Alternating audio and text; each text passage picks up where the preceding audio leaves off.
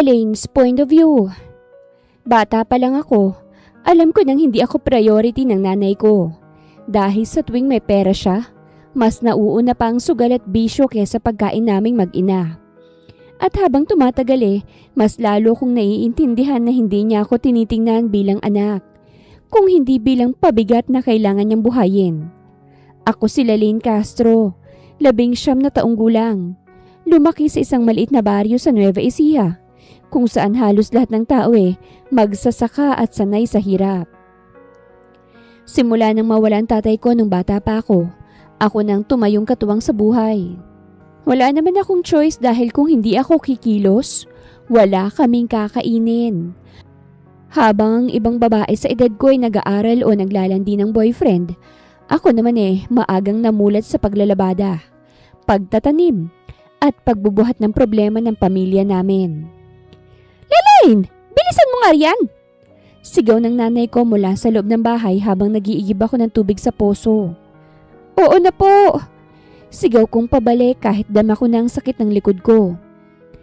Pagpasok ko sa loob ng bahay, agad akong sinalubong ng amoy ng alak at sigarilyo.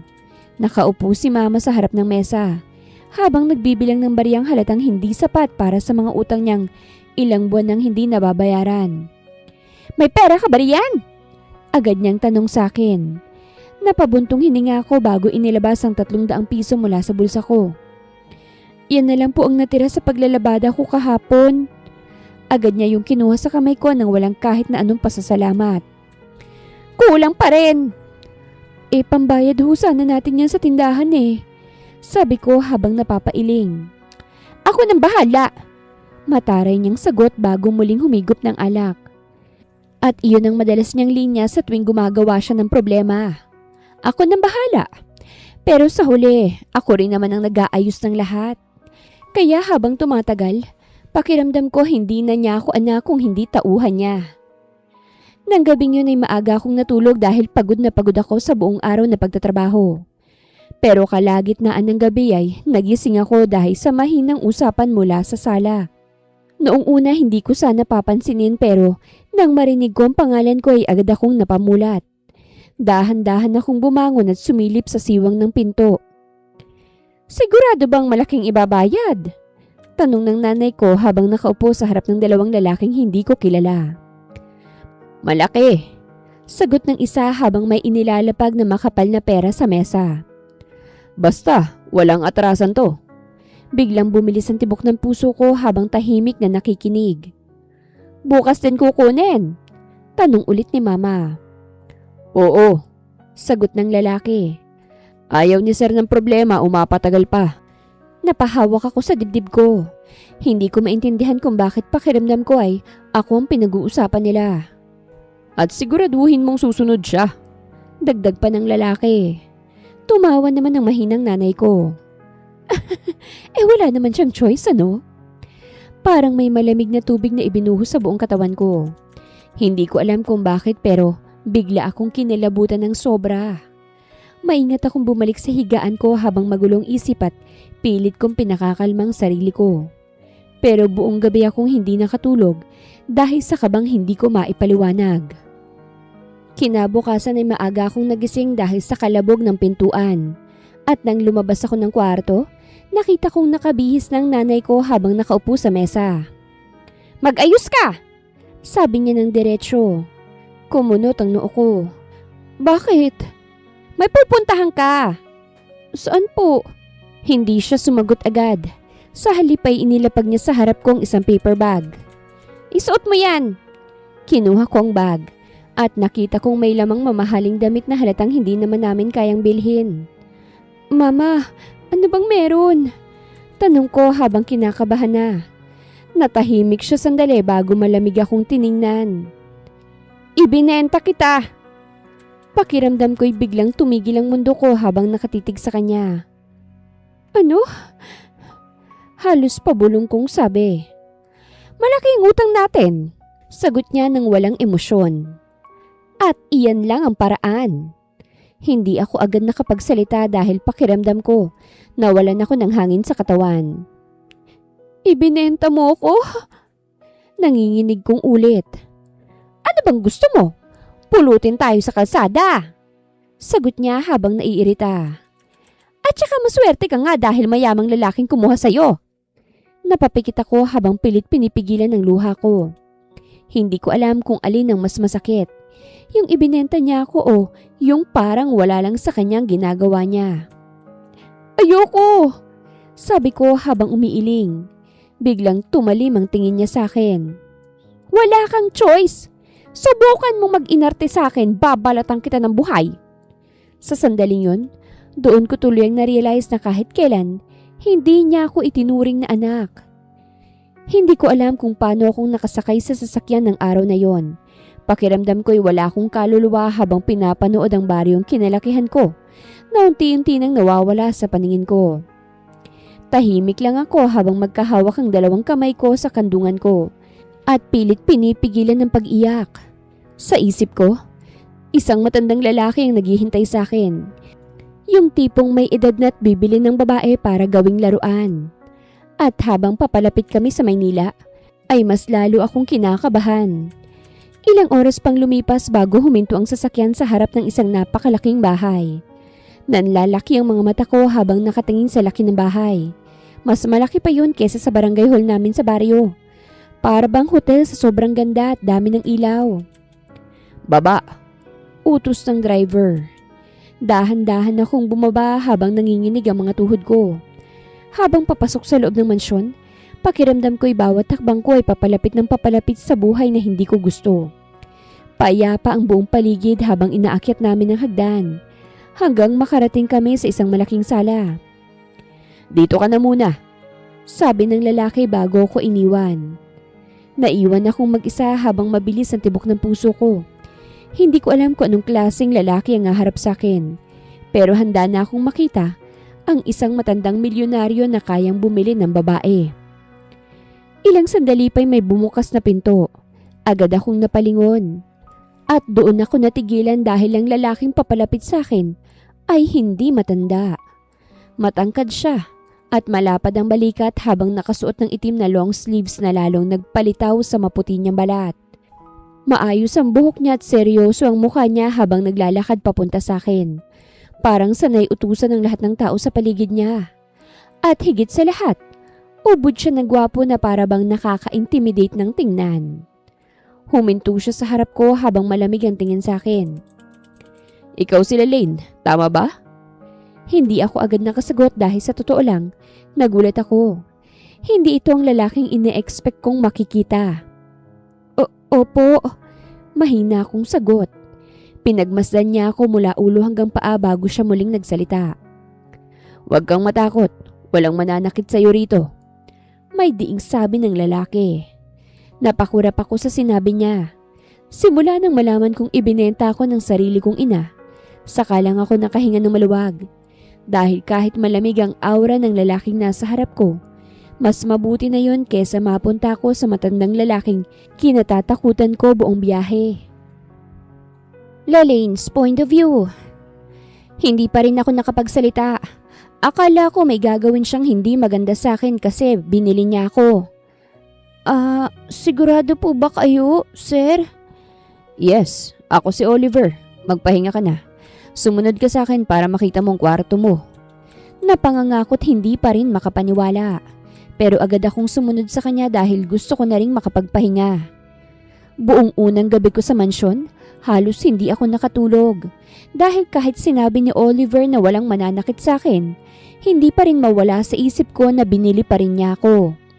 Kahit anong isipin ko ay hindi pa rin normal ang sitwasyon ko. Sino bang matinong lalaki ang bibili ng babae mula sa mahirap na pamilya? At saka bakit niya ako binili kung wala naman pala siyang balak sa akin? Kaya habang nakahiga ako sa napakalambot na kama sa kwartong ibinigay nila sa akin, paulit-ulit kong iniisip kung ano ba talagang balak ng lalaking yun sa akin. Hindi rin ako sanay sa katahimikan ng lugar. Sa baryo kasi namin, gabi pa lang kung ano-anong ingay na agad ang maririnig mo mula sa kahon ng aso, bidyoke ng kapitbahay at sigawan ng mga lasing sa kanto. Pero dito sa mansyon ni Oliver, sobrang tahimik na parang bawal lang huminga ng malakas. Kinabukasan hindi ko alam ang gagawin. Kaya't nagkulong lang ako sa kwarto ko. Naramdaman ko ang gutom pero tiniis ko na lang. Dinaan ko sa tulog. Hanggang sa nagising ako ng 6:00 ng gabi. Ano bang gagawin ko sa lugar na ito? Bulong ko sabay kamot sa ulo. Maya-maya, napabangon ako nang makarinig ng mahinang katok sa pinto. Miss Lalaine? Tawag ng isang babae mula sa labas. Agad akong kinabahan. Po? Dinner is ready na raw po. Napapalunok akong bumangon bago dahan-dahang binuksan ang pinto. Isang matandang babae ang bumungad sa akin na mukhang nasa 50 taong gulang at nakangiti. Ako si Aling Mercy. Pakilala niya.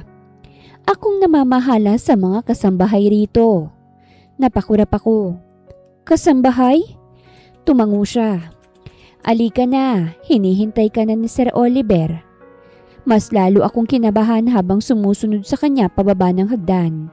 Buong akala ko doon na magsisimula ang totoong dahilan kung bakit ako dinala sa mansyon na yun. Kaya't habang papalapit kami sa dining area, ay halos marinig ko na ang malakas na tibok ng puso ko. Pagpasok ko sa dining room, ay agad kong nakita si Oliver. Tahimik na nakaupo sa mahabang mesa habang nagbabasa ng kung anong documents. Nakasuot siya ng simpleng polot kahit seryoso lang ang mukha niya, ay hindi pa rin maikakaila na sobrang gwapo niyang talaga. Yung tipong kahit hindi ngumiti ay mapapatingin ka pa rin. Umupo ka. Malamig niyang sabi nang hindi tumitingin sa akin. Dahan-dahan akong umupo sa kabilang side ng mesa, habang hindi alam kung saan ilalagay ang mga kamay ko. Walang imik lang kaming dalawa habang kumakain. At sa totoo lang, hindi ako komportable dahil parang pati kutsara ko nahihiyang gumawa ng tunog sa sobrang tahimik ng paligid. Hindi ka kumakain ng maayos. Bigla niyang sabi.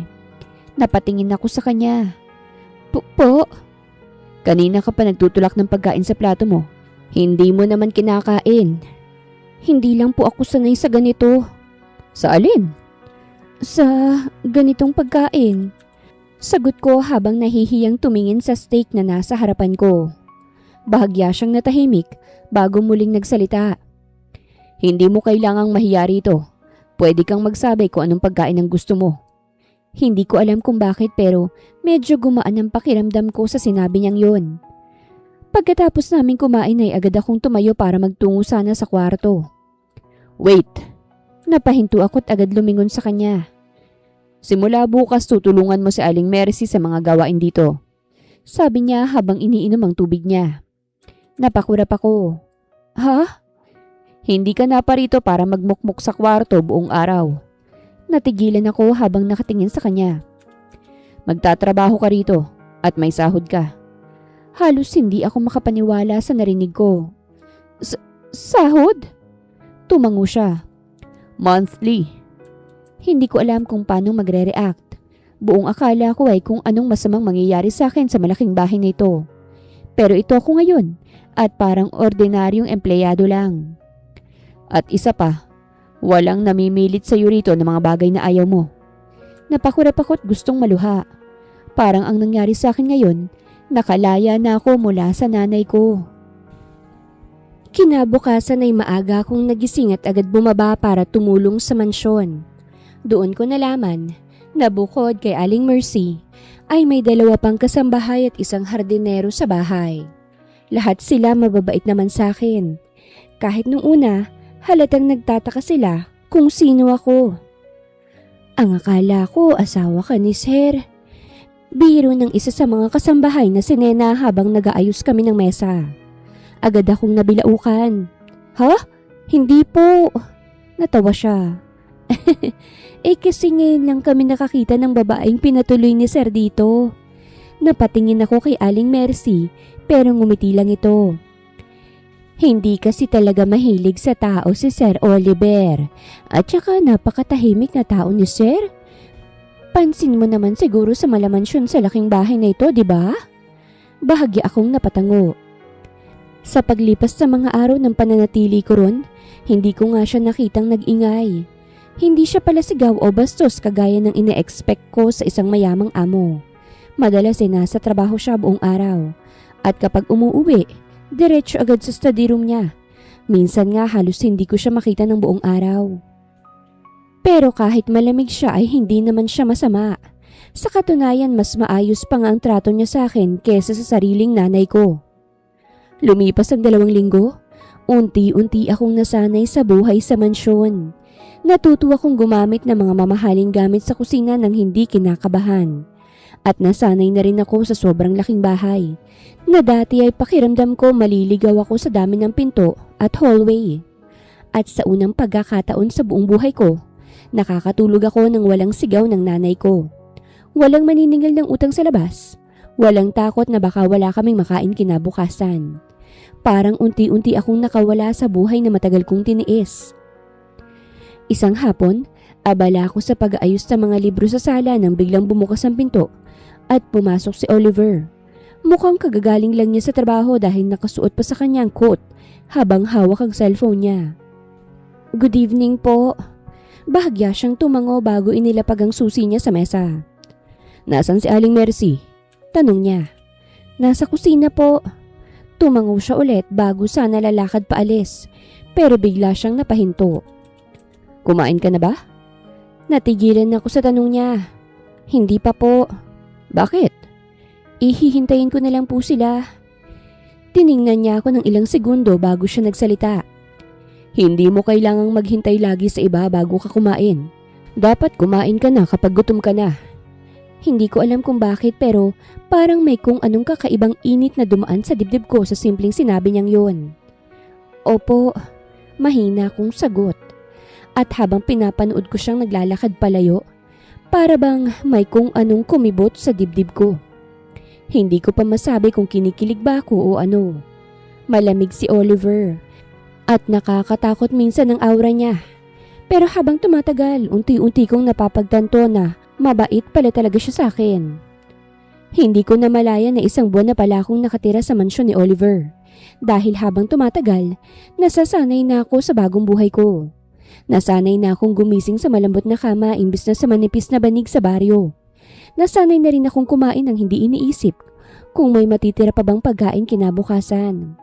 At higit sa lahat, nasanay akong mamuhay ng walang sigaw at mura ng nanay ko sa umaga. Maayos ang trato sa akin ng lahat. Mabait si Aling Mercy at madalas pa akong ipinagluluto ng paborito kong pagkain. Lalo na kung napapansin niyang matamlay ako. Habang sila Nen at iba pang kasambahay naman, itinuturing na rin akong parang kapatid.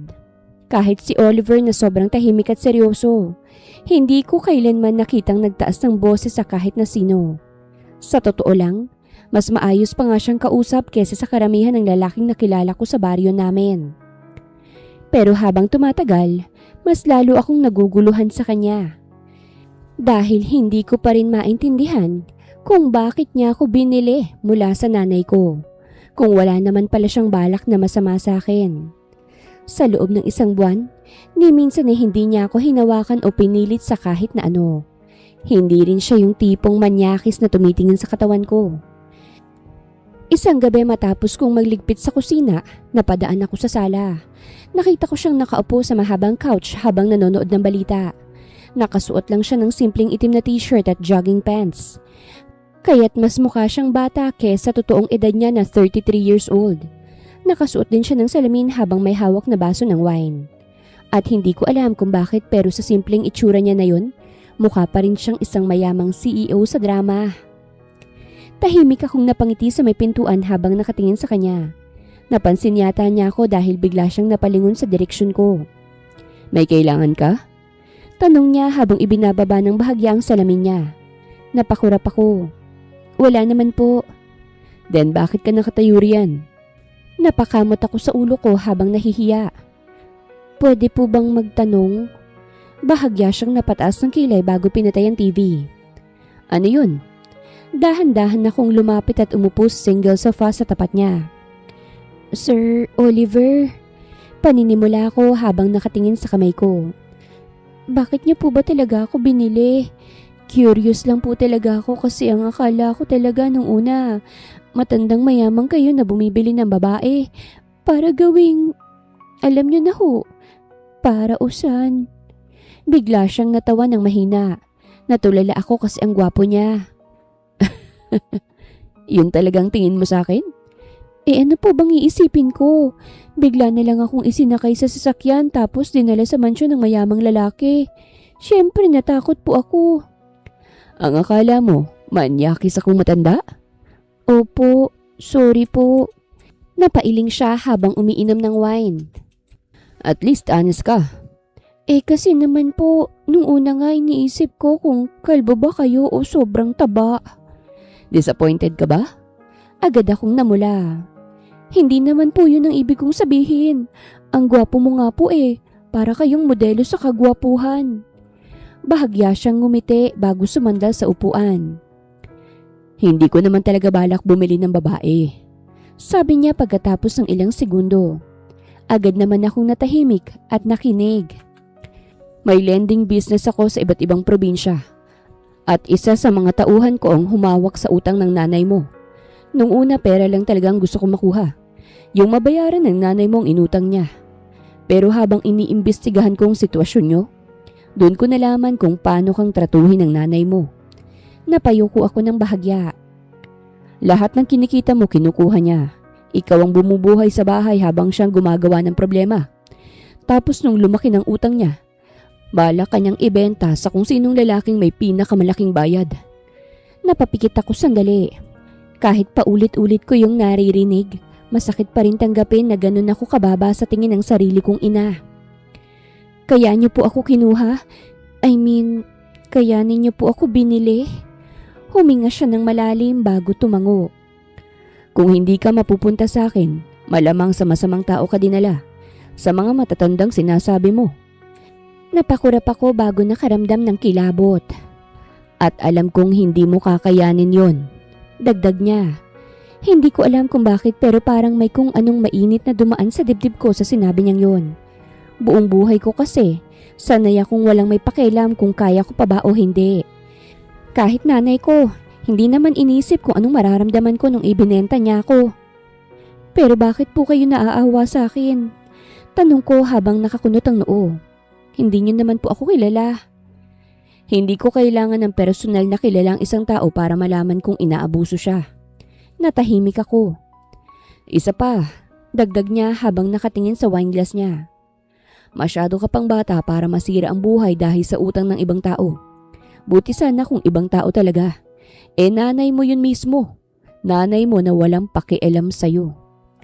Pakiramdam ko, maiiyak na ako anumang oras. Kaya pala, mahina akong sabi habang nakatingin sa kanya. Kaya pala ano? Kaya pala kahit isang buwan na ako rito wala kayong ginagawa sa akin. Bahagya siyang natawa ulit. Disappointed ka ba? Hindi po. Ayoko rin po ng ganun. Mabilis kong sagot habang namumula. Good. Sagot niya sabay ngiti.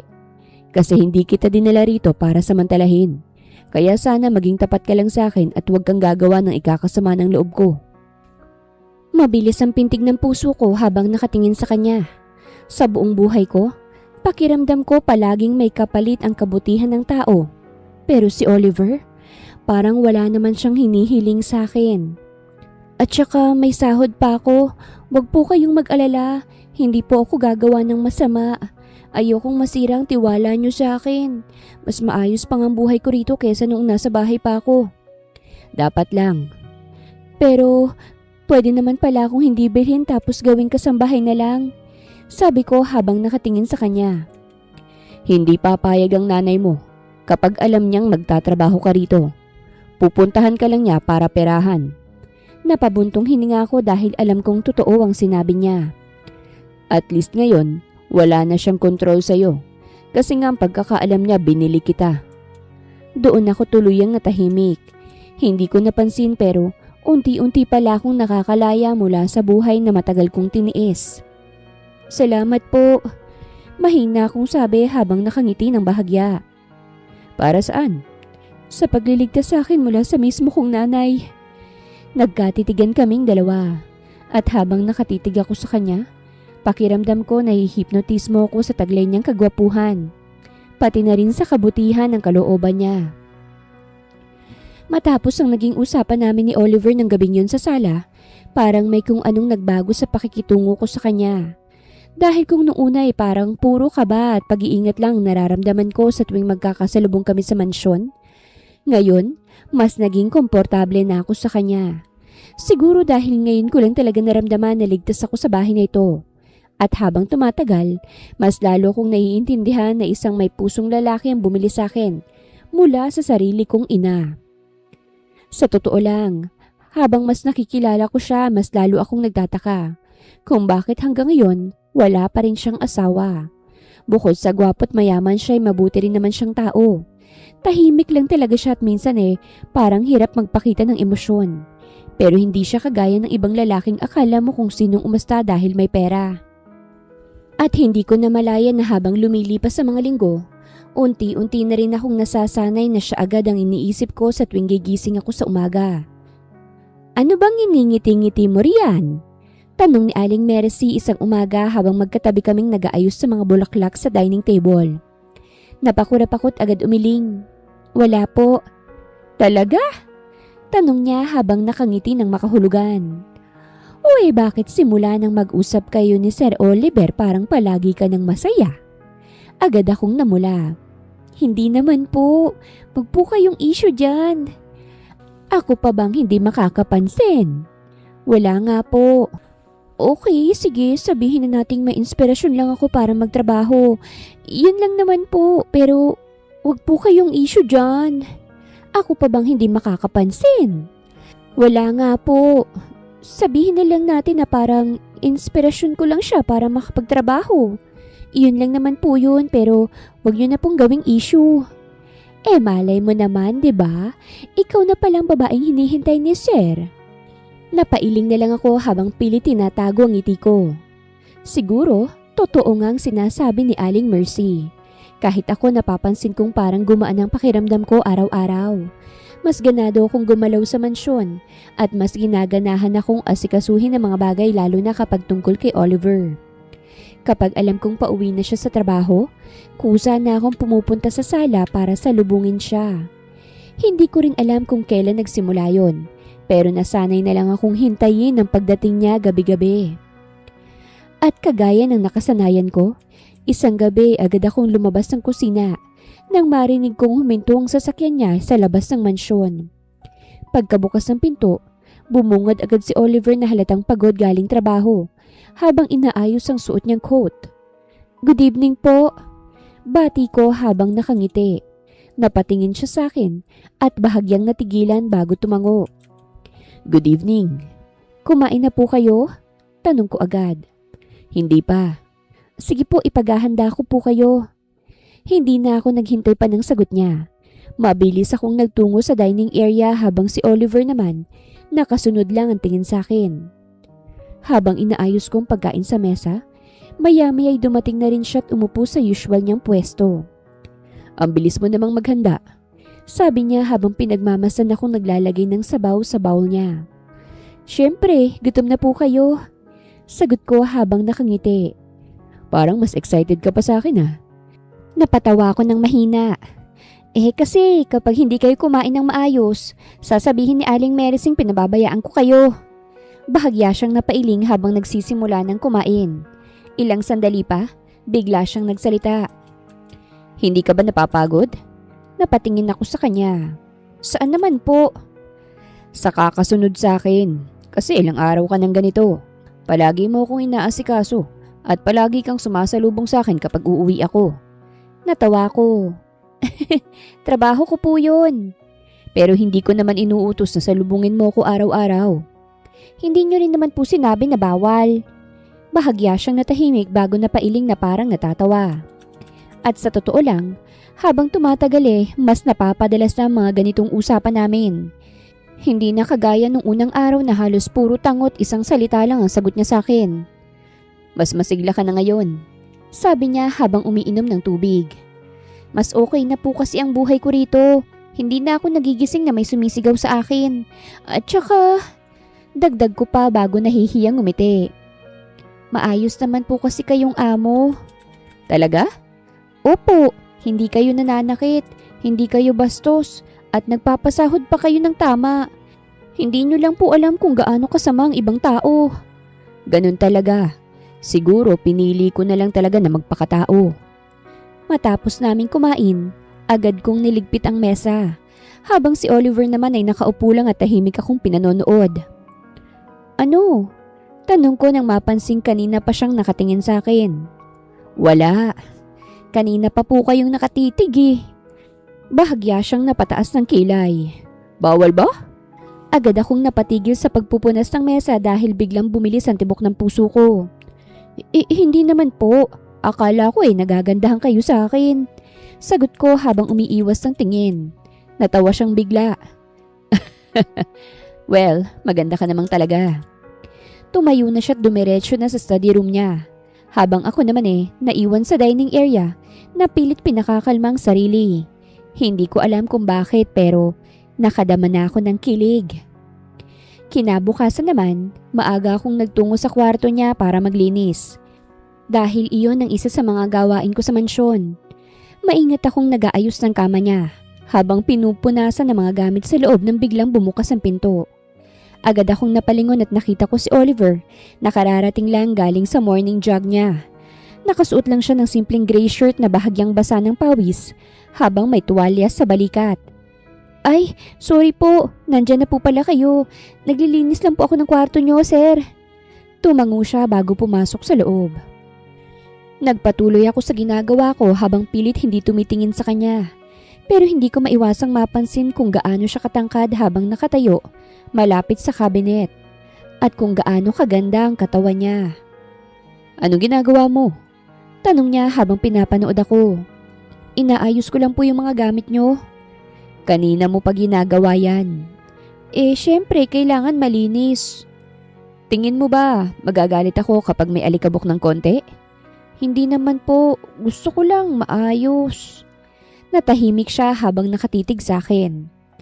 At saka, ang laki kasi ng kwarto nyo, kaya kailangan maayos talaga.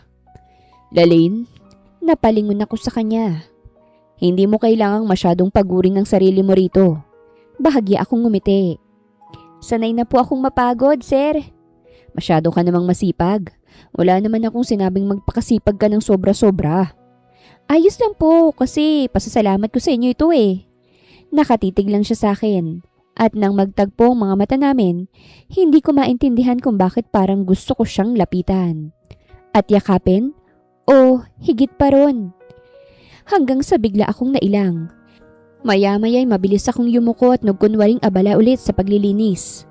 Pero habang tumatagal, mas lalo ko ring nararamdaman ang kakaibang kilig na hindi ko pa kailanman naranasan noon. Dumaan pa ang ilang linggo. Habang tumatagal ako ron kasama si Oliver, pakiramdam ko'y lumalala ang nararamdaman ko para sa kanya. Sa totoo lang, hindi ko namalayan kung kailan naging parte ng gawain ko ang pag-aabang sa pag-uwi niya. Akala mo asawa ko kung salubungin ko si Oliver sa tuwing uuwi. Minsan pa nga, napapailing na lang si Aling Mercy sa akin. Parang asawa ka na ni Sir kung umasta. Biro niya minsang nakangisi habang naghihiwa ng gulay sa kusina. Agad naman akong namula. Ano ba naman kayo, Aling Mercy? Gusto ko lang namang asikasuhin siya kasi nga sa ginawa niya para sa akin. Uy, totoo naman Mas excited ka pa sa pag-uwi ni Sir kesa sa pagkain. Aling Mercy, hayaan niyo na lang ako. Ito lang ang paraan ko para pasalamatan siya sa ginawa niya para sa akin. Ay sus, ang sabihin mo mahal mo na si Sir. Natawa na lang ako habang pilit itinatanggi yun. Kahit sa totoo lang may bahagi sa akin na masaya talaga kapag kasama ko si Oliver. Hindi man siya palabiro o expressive kagaya ng ibang lalaki. Nararamdaman mo naman sa maliliit na bagay na unti-unti na rin siyang nagiging komportable sa akin. Kagaya na lang ng gabing yon. Magkatabi kaming nakaupo ni Oliver sa dining table habang kumakain ng hapunan. Ako ang naghain ng pagkain niya. Dahil tahimik naman ng gabi ay napahaba ang usapan namin tungkol sa kung ano-ano. Talaga po? Nahulog kayo sa ilog noon?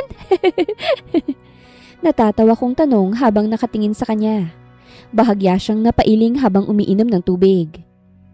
6 na taon pa lang ako noon. Bakit kasi kayo sumakay sa kalabaw? Tinanong mo pa talaga ha? Paano nakakatawa kayang isipin na si Sir Oliver Laurent nahulog sa putikan? Masaya ka pa talaga ha? Hindi naman po, pero ang cute niyo siguro noon. Napailing siya habang tuluyan ng natawa.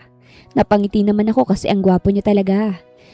Dahilan para mabaliw na naman ang kalooban ko sa kilig. Ano na naman yung tinitingin-tingin mo? Tanong niya nang mapansing nakatitig ako.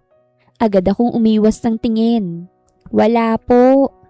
Kanina ka pa nakatingin eh. Nag-iisip lang po ako. Tungkol saan? Na unfair yata si Lord sa ibang lalaki. Kumunot ang noo niya. Bakit naman? Kasi binigay na sa inyo lahat. Mayaman na, gwapo pa. Super gwapo pala. At talagang inuuto mo pa ako? Totoo naman po eh. Nagpatuloy ang usapan namin yon. Hindi ko na malayang habang tumatagal ay mas napapadras na mga ganong eksena naming dalawa. Na para bang hindi ako kasambahay kung kausapin niya. Pero hindi ko alam na yun din palang mismong oras sa darating ang taong gugulo sa tahimik kong buhay sa mansyon. Bigla na lang bumukas ang pinto at agad kaming napalingon. Isang babae ang pumasok. Naka-body fit na pulang dress at mataas na heels. Maganda siya sa totoo lang. Maputi, makinis at halatang sosyal sa paraan lang ng paglakad niya. Pero ang unang napansin ko talaga ay ang paraan ng pagtitig niya sa akin. Para bang agad niya akong hinusgahan pagkakita pa lang. Oliver! Tawag niya habang naglalakad palapit sa kinaroroonan namin. Bahagyang nagbago ang ekspresyon ni Oliver nang makita siya. Mirenza. Huminto ang babae sa tabi ni Oliver bago tumingin sa akin mula ulo hanggang paa, na para bang may kung anong mabaho siyang naaamoy. At sino naman to? Tanong niya habang nakataas ang kilay. Napalunok ako. Hindi ko alam kung sasagot ba ako o hindi. Si Lalaine. Kasambahay? Tanong agad nito habang muli akong tinitigan. Opo. Ngumiti siya pero halatang plastic yun. I see. Sabi niya bago natawa na parang nanlalait. Kaya pala ang saya-saya mo rito. Kumunot ang noo ko habang nakatingin sa kanya. Ano pong ibig ninyong sabihin? Wala. Sagot niya pero hindi inaalis ang tingin sa akin. Nagulat lang ako na may bagong babaeng madalas kasama at kausap ka. Tapos, isang kasambahay lang pala. Tahimik lang si Oliver habang pinagmamasdan siya. Anong kailangan mo rito? Tanong niya kay Mirenza. Hindi ba pwedeng dumalaw? Sagot nito bago naupo sa bakanting upuan. Miss na kita, kaya dinalaw kita. Halos hindi ko alam kung saan ako titingin. Tila may tumusok sa dibdib ko. At ikaw? Bigla niyang sabi habang nakatingin ulit sa akin. Ilang taon ka na? 19 po. 19? Ulit niya bago tumawa ng mahina. Bata pa pala? Napayuko ako dahil nakaramdam ako ng hiya. Hindi ka ba nahihiya? Tagdag niya habang nakapamewang na ngayon. Napatingin ako sa kanya. Po, tumira rito sa mansyon ng lalaking hindi mo naman kalibel. Mirenza. Malamig na tawag ni Oliver pero hindi siya pinapansin ng babae. Alam mo bang matagal nang inaasahan ng pamilya namin na magiging asawa ko ni Oliver? Diretsahan niyang tanong habang nakatingin sa akin na parang gusto niya akong sindakin. Hindi ako agad nakasagot. At alam mo rin bang hindi basta-bastang nagpapapasok ng babae rito si Oliver? Mirenza, tama na. Sabi ni Oliver nang mababa ang boses. Pero ngumiti lang ito habang nakatingin pa rin sa akin. Hindi naman siguro tanga itong babaeng to para hindi maintindihan ang sitwasyon niya rito. Hindi porket pinapatuloy ka rito may karapatan kang umasta na parang espesyal. Napahiya ako bigla bago uminit ang pisngi ko. Hindi ko alam kung bakit pero pakiramdam ko lumiit ako sa harapan niya. At isa pa, dagdag niya habang nakatingin sa simpleng damit ko. Halatang probinsyana ka pa naman. Baka naman iniisip mo nang pwede kang maging asawa ng isang bilyonaryo. Bigla akong napayuko habang pinipigilan ang sakit sa dibdib ko. Hindi ko naman kailanman inisip yun. Enough! Malamig at madiing boses ni Oliver ang biglang pumuto sa usapan. Napalingon si Mirenza sa kanya. At bakit? Hindi kita pinapunta rito para bastusin siya. Diretsa niyang sagot. Ngumisi si Merenza. Bakit? Naaawa ka? Nire-respeto ko siya. Sagot ni Oliver habang malamig ang tingin dito. At dapat, ganun din ang gawin mo. Natahimik si Merenza ng ilang segundo bago siya tuluyang tumayo. Interesting, sabi niya habang nakatingin sa aming dalawa. Kaya naman pala komportable siya masyado dito dahil ipinagtatanggol mo. Ang tanga mo, Oliver. Nagpapauto ka sa walang kwentang babae na yan. Pagkatapos sabihin yun ni Merenza, iniwan niya kaming dalawa sa dining area. Hindi ako makagalaw sa mga oras na yun. Hiyang-hiya ko't masyadong nanliliit sa sinabi niya. Pagkatapos ng nangyari noong gabing dumating si Merenza sa mansyon, hindi ko maiwasang maging ilang buong magdamag. Kahit anong pilit kong alisin sa isip ko mga sinabi niya, paulit-ulit pa rin yung bumabalik sa utak ko. Hindi naman ako tanga para hindi maintindihan ang ibig niyang iparating. Sa mata niya, isa lang akong mahirap na babaeng hindi bagay sa mundong ginagalawan ni Oliver. At sa totoo lang, alam ko yun. Hindi ko naman talaga kalibel ang mga taong kagaya nila. Kinabukasan ay mas naging tahimik ako habang naglilinis sa mansyon. Halos hindi ko na rin matingnan ng maayos si Oliver kapag magkakasalubong kami. Pakiramdam ko, bigla akong naging conscious sa lahat ng ginagawa ko. Parang ang tahimik mo yata ngayon. Puno ni Aling Mercy habang magkatabi kaming nag-aayos sa mga kortina sa sala. Wala naman po, sagot ko habang pilit na ngumiti. Dahil ba yun doon sa babaeng pumunta kahapon? Napahinto ako sandali bago muling nagpatuloy sa ginagawa ko. Hindi naman po. Ako nang magsasabi sa'yo, sabi niya habang marahang tinatapik ang balikat ko. Huwag mong didibdibin yung sinasabi ni Merenza. Ganyan talaga yan eh. Makapal ang mukha nun. Kaya nga't ayaw ni Sir Oliver sa babaeng yun. Ayaw niya yung mga ganong babae. Mata pobre. Matagal niyo na po ba siyang kilala? Matagal na. At matagal na rin niyang gustong mapangasawa itong si Sir Oliver. Pero wala namang dapat ikatakot. Dapat nga nilalabanan mong babaeng yun. Nakakainis ang ugali nun. Hindi na ako sumagot dahil kahit anong sabihin, wala akong maipagmamalaki sa babaeng yun. Hapon ng araw na yun, abala ako sa paglilinis ng second floor hallway habang hawak ang feather duster. Nang bigla kong marinig ang tunog ng mataas na heels na papalapit. At bago ko pa man maitayo ng maayos ang katawan ko, nakita ko na agad si Merenzang naglalakad papunta sa direksyon ko, habang naka-sunglasses at mamahaling dress. Parang bahay niya lang kung makapasok sa mansyon. Kamusta ka naman? Dakilang muchacha? Tahimik lang akong napahawak sa tela ng basahan ko habang pinipilit kong maging kalmado. Good afternoon po. Bati ko ng maayos. Biglang natawa si Merenza. Ang bait mo naman pala kapag wala si Oliver. Sabi niya habang lumalapit. Hindi ako sumagot. At ano na ngayon ang ginagawa mo? Napabuntong hininga ko bago tumingin sa kanya. Naglilinis po. Talaga? Akala ko naghahanap ka na ng pwesto bilang future Mrs. Laurent. Ang kapal naman ng pagmumukha mo nun. Napapikit ako sandali habang pilit kinakalma ang sarili ko. Hindi ko po iniisip yun. Talaga lang ha? Sabi niya habang nakapamewang. Bakit parang dikit na dikit ka kay Oliver nitong mga nakaraang araw? Ang akala mo ba hindi makakarating sa akin? Huwag kang masyadong ambisyosa. Hindi naman po ako dumidikit. Sinusuklian ko lang po ang pagiging mabait niya sa akin. Hindi ako bulag. Nakita ko kung papaano kang ngumiti sa kanya kagabi. Napakurap ako. Sa totoo lang, hindi ko alam na ganun pala kami kapansin-pansin ni Oliver kapag magkasama. Tingnan mo nga yung sarili mo. Probinsyana ka lang na biglang sinuwerte dahil naawa sa'yo si Oliver. Isa ka lang kasambahay dito kahit wag kang umasa na parang special ka kay Oliver, no? Doon ako medyo nainis. Masama po bang maawa ang isang tao? Bahagya siyang natigilan sa sagot ko. At least po may naaawa sa akin. Dagdag ko habang naglilinis ulit. Kayo po ba? Kamusta ho? Anong ibig mong sabihin? Wala naman po. Naisip ko lang. Ang ganda-ganda nyo naman po sana pero hanggang ngayon, hindi pa rin po kayo pinipili ni Sir Oliver. Biglang tumalim ang tingin niya sa akin. Ano sinabi mo? Madiin niyang tanong.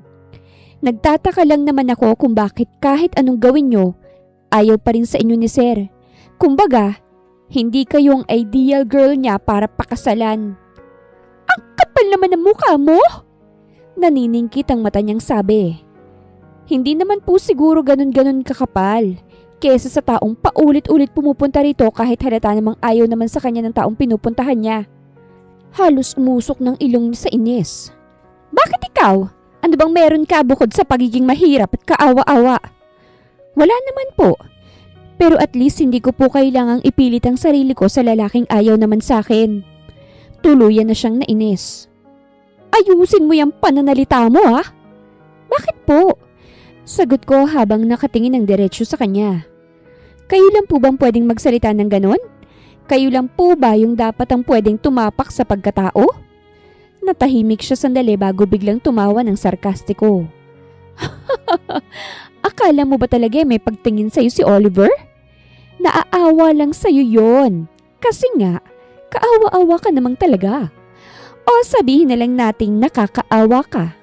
Pero kapag nasuka na siya sa pagmumukha mo, ibabalik ka na lang niya kung saan kanya dinampot.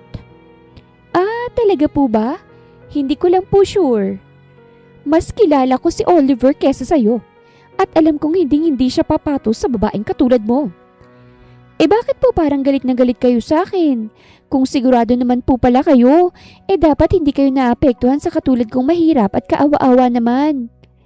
Bigla siyang napamura ng mahina bago mas lumapit pa sa akin. Makinig ka sa akin! Sabi niya habang galit ang boses. Hindi ka nababagay rito sa mansyon. Isa ka lang hampas lupang binili dahil sa utang ng nanay mo. At kahit bihisang ka pa ng mamahalin, hindi mawawala yung pagiging mababa mo. Napatahimik ako sandali. Masakit yung marinig pero hindi ko hinayaang makita niyang nasaktan ako. At least po, kahit mahirap ako, hindi naman ako desperadang habulin ng lalaking ayaw sa akin. You little... Enough! Parehas kaming napalingon nang marinig ang malakas na boses ni Oliver mula sa likod.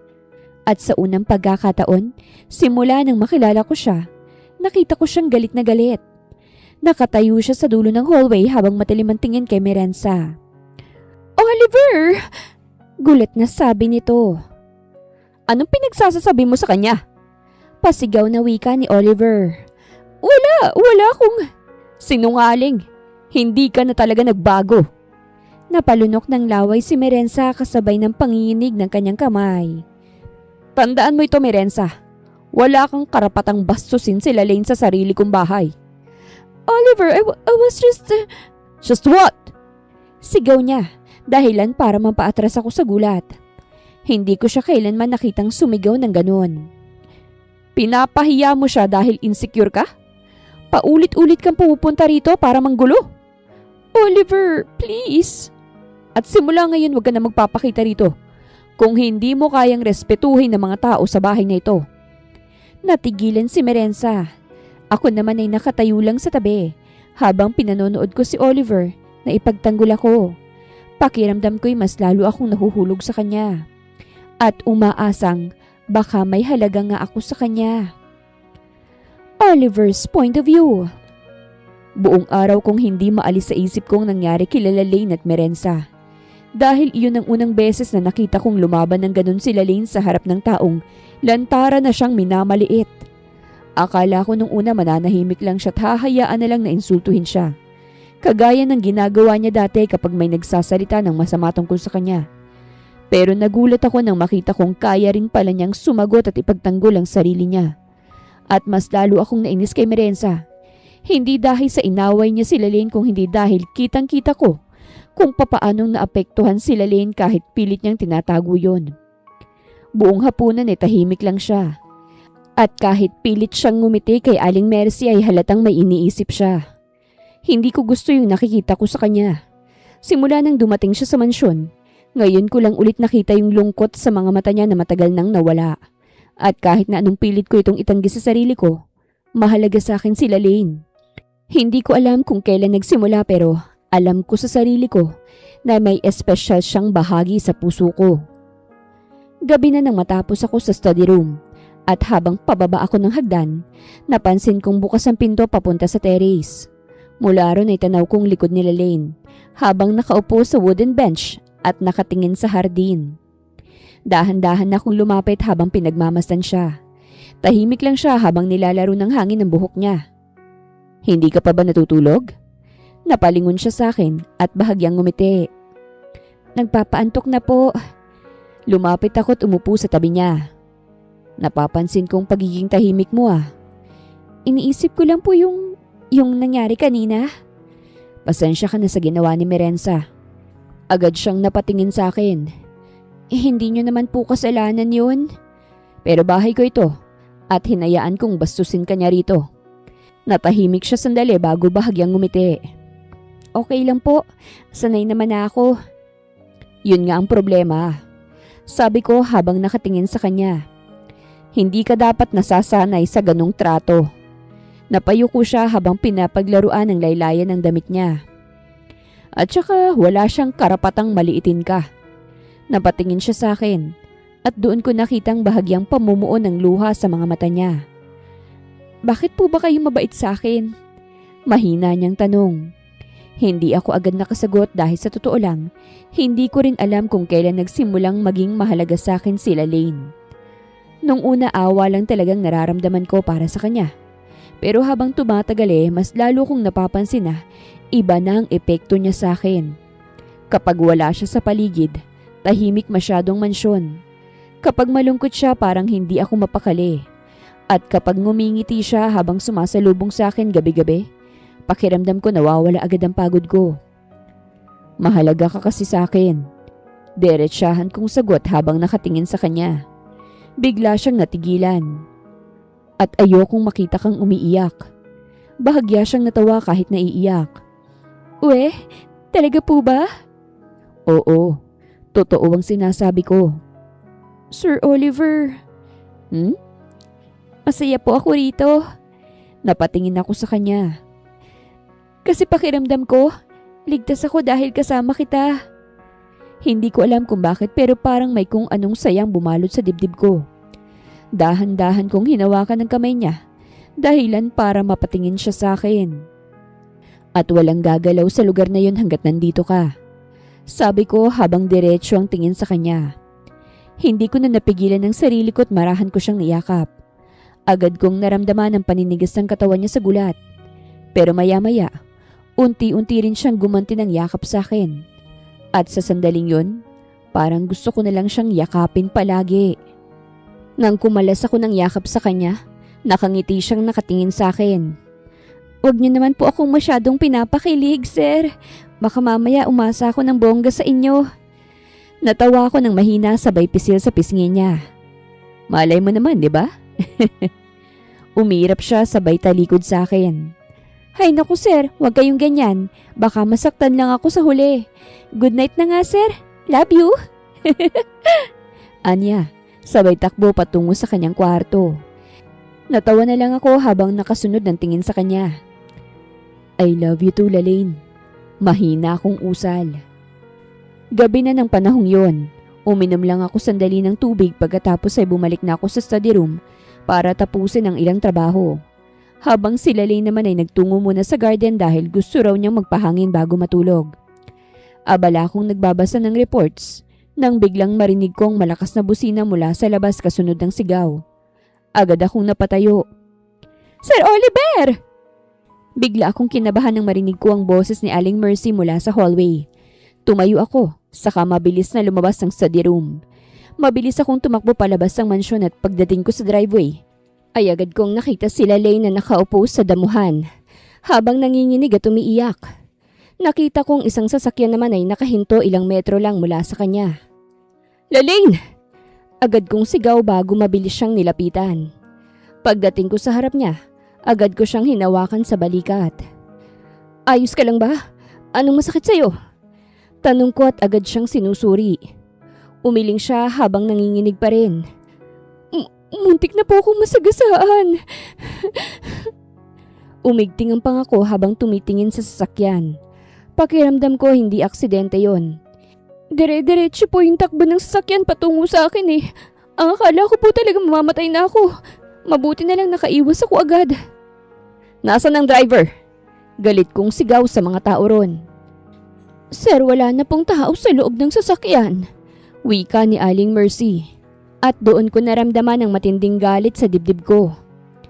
Kinabukasan ay agad kong ipinatawag ang security team at private investigator ko para alamin kung sinong may gawa nun. At habang tumatagal ang investigasyon, ay mas lalo akong nagagalit dahil malinaw na planado ang lahat.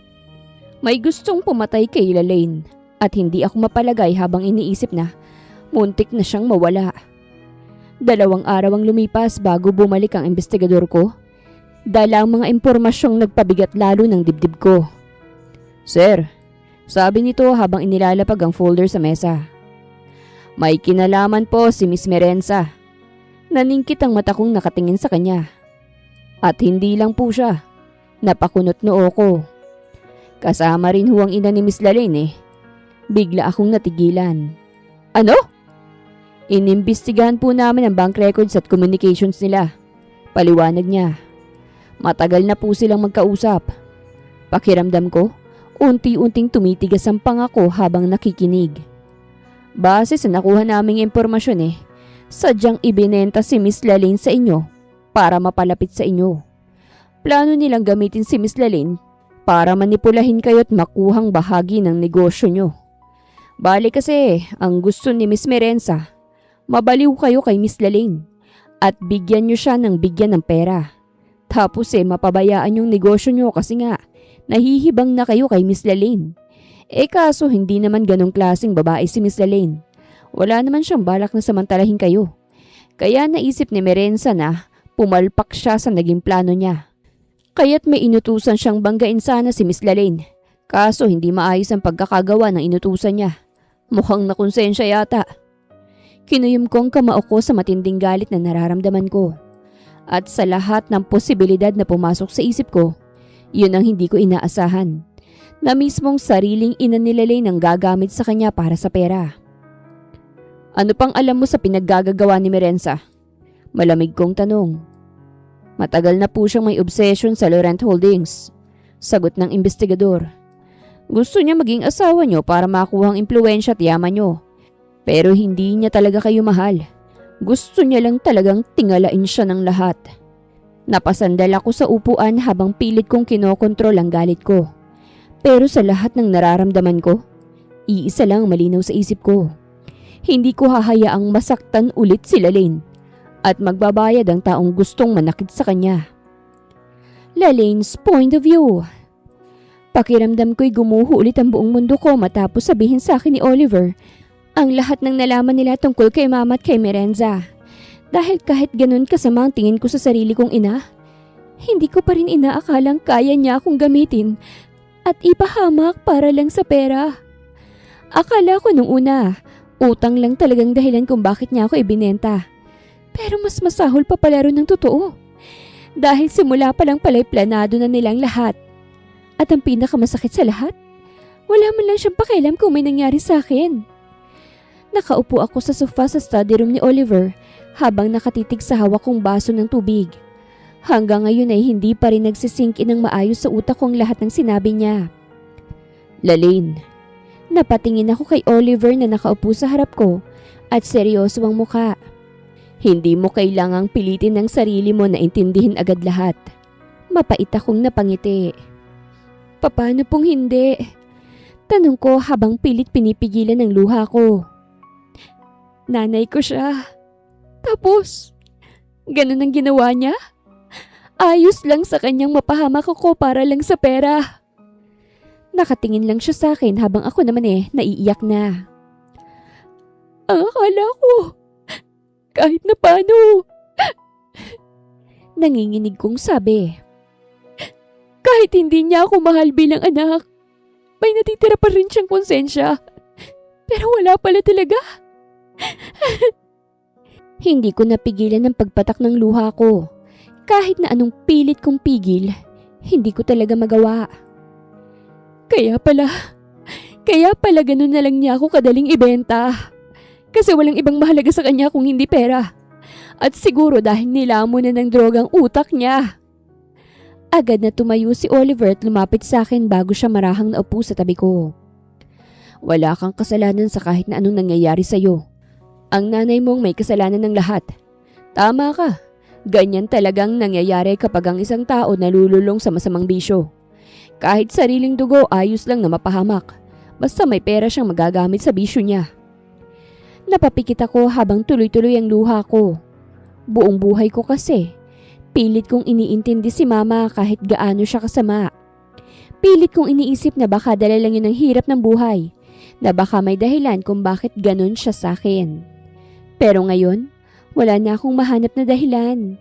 Dahil walang matinong magulang ang kayang ipahamak ang sariling anak para lamang sa pera.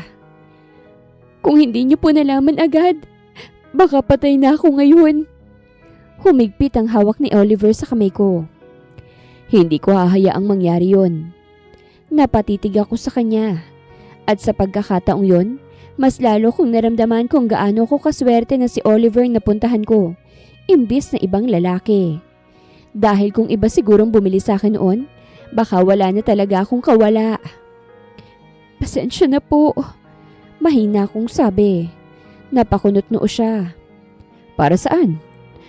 Dahil nadamay pa kayo sa gulong to. Hindi to kailanman itinuturing na problema. At gusto ko lang na malaman mong mahal kita. Oo, Lalaine. Hindi ka lang mahalaga sa akin. Mahal na mahal kita. Mas lalo akong naluha at saka siya niyakap ng napakahigpit. Mahal din kita, sir. Umiiyak kong sabi. Sa wakas, pakiramdam ko may kakampi na ako. Kinabukasan ay nagsimula ng kumilos si Oliver laban kila Mama at Merenza. Doon ko mas nakita kung gaano siya makapangyarihan dahil isang tawag lang niya. May mga pulis at abogado nang pumapasok sa mansyon para pag-usapan ng kaso. Nakaupo lang ako sa gilid habang pinakikinggan silang nag-usap tungkol sa mga ebidensyang nakuha laban sa dalawa. Kompleto na pong records ng money transfers, sabi ng isa sa mga abogado habang may hawak na folder. May usapan din sila tungkol sa plano kay Miss Lalaine. Kasama rin po rito ang CCTV footage nung gabing muntik siyang masagasaan. Humigpit ang hawak ko sa damit ko habang nakikinig. Malamig lang ang mukha ni Oliver habang nakikinig, pero halatang galit siya sa paraan ng pag-igting ng panga niya. Kasuhan sila, diretsa niyang sabi. Tumango agad ang abogado. Napatingin kay Oliver habang seryoso siyang nakikipag-usap sa mga tao niya.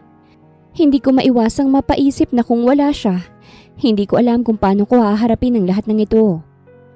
Natatakot ka ba? Tanong niya nang mapansing nakatingin ako sa kanya. Bahagya akong napakurap bago tumango. Huwag kang mag-alala, hindi kita pababayaan. Panahon na para manahimik ang nanay mo at tumigil sa mga pinagagagawa niya. Ilang araw ang lumipas, mabilis kumilos sa mga tao ni Oliver. Nalaman ko na lang na pinuntahan na pala ng mga pulis si Mama sa baryo namin. At maging si Merenza iniimbestigahan na rin dahil sa tangkang pagpatay at konspirasi. Habang nakatayo ako sa terrace isang hapon, napansin kong may tao sa likuran ko. Mag-isa ka na naman, ayos ka lang ba? Napalingon ako at nakita si Oliver na may dalang 2 tasa ng kape. Wala lang, gusto ko lang mag-isip-isip kahit na sobrang gulo na ng isip ko. Tumabi siya sa akin habang pareho kaming nakatingin sa malawak na hardin ng mansyon. Kamusta ka? Tanong niya. Huminga ako ng malalim bago sumagot. Hindi ko po alam. Masakit pa rin po kasi. Kahit na anong gawin ko, nanay ko pa rin naman siya. Pero deserve niyang makulong dahil sa ginawa niya. I know. Tapos iniisip ko rin, ano bang ginawa kong mali para tratuhin niya ako ng ganun? Wala kang ginawang mali. May mga taong mas inuuna ang pera kaysa konsensya. At isa ron ang nanay mo. At si Merenza? Tanong ko. Matagal nang obses sa yaman at status yun. Nakita ka lang niyang hadlang sa plano niya, kaya siguro gusto ka niyang patumbahin. Pero wag kang mag-alala. Nakakulong na rin siya. Mabuti naman kung ganun. Masyado siyang masakit magsalita. Hindi kita hahayaang masaktan ulit, Lalaine. Bigla na namang bumilis ang tibok ng puso ko sa sinabi niya. Hindi ko maintindihan kung bakit sobrang dali niyang magbigay ng seguridad sa akin, kahit simpleng salita lang. Ayan ka na naman eh, pinapakilig mo na naman ako. Bakit? Masama ba? Pagkatapos ng lahat ng ito, aayusin ko naman ang sa atin. Dahil sa nakikita ko, ikaw na ang babaeng hinihintay ko. Ang babaeng gusto kong makasama habang buhay. Napangiti ako ng malawak. Lumapit siya sa akin at saka ako hinalikan sa noo. Habang ako naman sobrang kinikilig sabay tawa.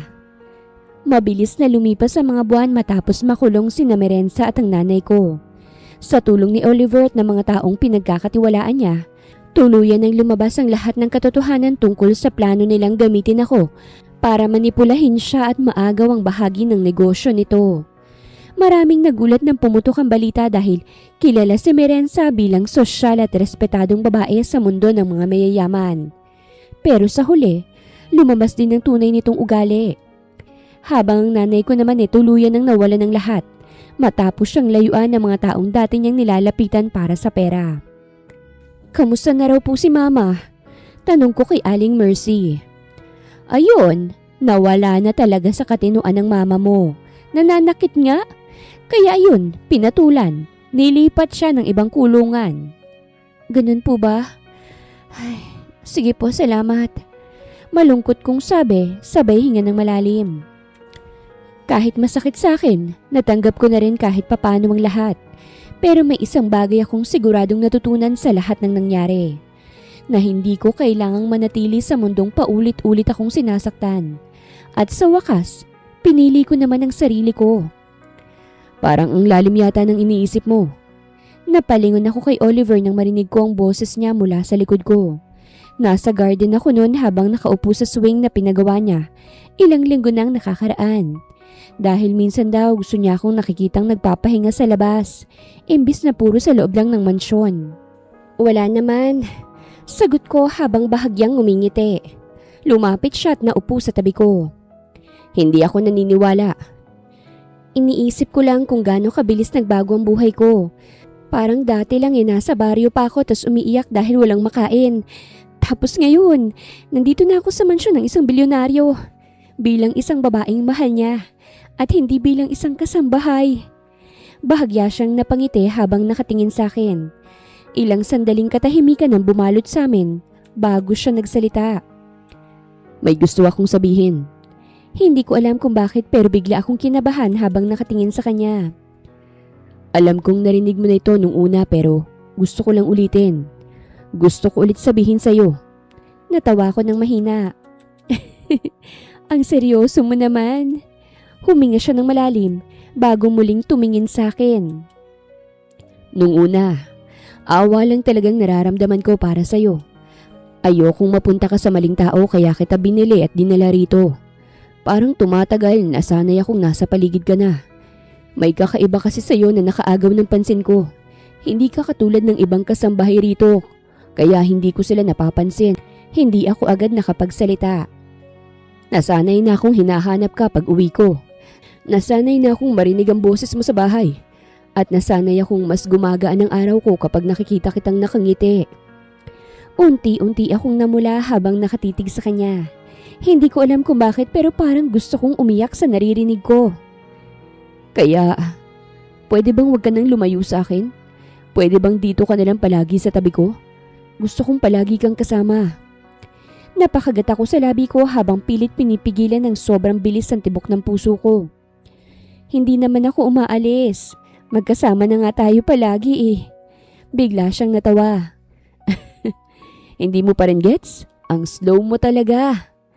At bago ko pa man maisip ang isasagot, ay marahan niyang hinaplos ang pisngi ko. Mahal kita, Lalaine. Kahit paulit-ulit kong sabihin to sa'yo, hindi ako mapapagod. Mahal kita. Mahal na mahal. Pakiramdam ko, biglang nawala ang lahat ng ingay sa paligid, habang paulit-ulit na umaalingaw-ngaw sa isip ko ang sinabi niya. Mahal niya ako. Ako na babaeng ibinenta lang ng sariling ina niya. Yung babaeng lumaki sa hirap at walang ibang inaasahan kung hindi ang sarili niya. At ngayon, May lalaking handang piliin ako. Hindi ko namalayang tumulo na pala ang luha ko habang nakatingin sa kanya. Bakit ka umiiyak? Tanong niya habang bahagyang natatawa. Ewan ko ba? Kahit na hindi itong unang beses na sinabi mo yan sa akin, ang sarap pa rin talaga sa tenga. Ang sarap isipin na may nagmamahal sa isang katulad ko. Dahan-dahan niyang pinunasan ang luha ko gamit ang daliri niya. Huwag mong bababaan ang tingin mo sa sarili mo dahil magkaiba tayo ng status. Para sa akin, ikaw ang pinakamagandang kayamanang meron ako. Humagikhik ako sa kilig. Mahal din kita. Super duper mahal kita. Natawa siya sa sinabi ko at pagkatapos, marahan niya akong hinalikan sa labi. Habang ako naman, hindi maipaliwanag ang sayang nararamdaman ko sa mga oras na yon. Makalipas ang 1 taon, tuluyan na ngang nagbago ang buhay ko. Hindi na ako yung dating takot at laging umiiyak na babae sa baryo dahil kasama ko na si Oliver sa pagharap sa lahat. Tinulungan niya rin akong makapag-aral ulit at kalaunan pinagkatiwalaan niya akong tumulong sa ilang mga negosyo. Habang tumatagal mas lalong naming nakikilalang isa't isa hanggang sa dumating ang araw na hiniling niyang pakasalan ko siya. At syempre naman, oo agad ang sagot ko. Grande ang naging kasal namin, pero mas nangibabaw pa rin ang saya't katahimikan sa puso ko habang naglalakad papunta sa altar, kung saan naghihintay naman sa akin si Oliver. Hindi ko akalaing ang babaeng kagaya ko ay darating sa puntong mamahalin ng totoo. At habang hawak ni Oliver ang kamay ko ng araw na yon, doon ko tuluyang na-realize na minsan, kahit gaano kasakit ang pinagdaanan mo sa buhay, darating pa rin ang taong magpaparamdam sa iyo na karapat-dapat ka pa ring mahalin. Dumaan pang mga taon, tuluyan na kaming biniyayaan ng kambal. Hindi ako nahirapang makarecover mula sa panganganak dahil hands-on si Oliver sa pag-aalaga sa kambal namin. Ako naman dyan! Parang pinagdadamot mo na sa akin yung mga anak natin Hindi ko na sila nababantayan. Nakanguso kong sabi. Tinawanan niya ako saka hinawakan sa magkabilang balikat. Mahal, gusto ko lang na makabawi ka. Siyempre naman hindi birong mga anak, ano? Nakarecover na ako. 2 buwan na kaya yung nakalipas. Kaya dapat tulungan na tayo sa pag-aalaga sa mga anak natin. Hindi na, ako na muna. Dapat nga mga 5 buwan pa bago ka magpakapagod sa pag-aalaga ng mga anak natin. Sa ngayon ako na muna mag-aalaga sa inyo, okay? Mahal na mahal kita. Malambing niyang sabi sabay halik sa noo ko. Napairap na lang ako sabay hagik-hik. Wala na akong mahihiling pa sa buhay ko dahil nasa akin na mga bagay na pinangarap ko lang noon. Ang isang masayang pamilya, ang isang lalaking mahal na mahal ako maging sino man ako. Wakas!